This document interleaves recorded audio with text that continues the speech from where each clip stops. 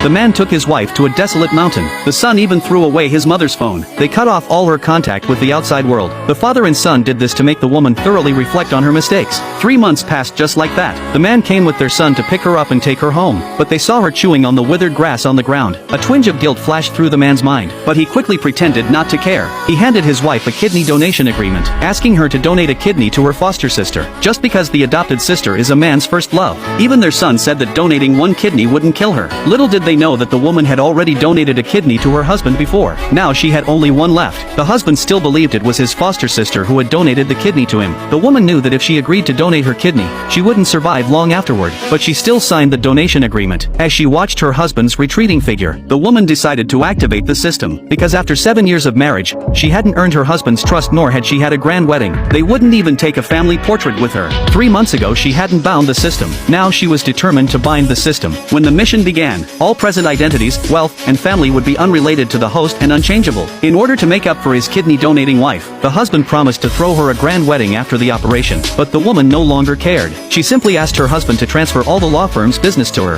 At this point, the husband still didn't know that the foster sister had already bribed the chief surgeon. They treated the man like a fool and toyed with him. In the end, they made him personally cause his wife's death. After returning home, the woman burned the photos of the two of them they had once taken together. She even chopped down the tree they had planted together. Seeing this, the man was furious. He immediately wanted to find his wife and get an explanation, but under the foster sister's instigation, he misunderstood his wife once again. The man angrily scolded his wife for only being jealous and resorting to low-class tactics. He said that it was she who had begged him and their son to buy those photos for her in the first place. Now that she had burned them, he hoped she wouldn't regret it later. At that moment, the woman was completely disappointed in her husband and son. She no longer believed that her husband would hold a grand wedding for her. The man, having no rebuttal, could only leave in a huff. Before her death, the woman left her inheritance to her best friend, because her parents also sided with the foster sister. She had no attachment left for any of her relatives. Soon, the day of the surgery arrived. Watching everyone around her dote on the foster sister, fussing over her, the woman's heart sank to the lowest depths. As the operating room doors slowly closed, the two-person kidney transplant surgery officially began.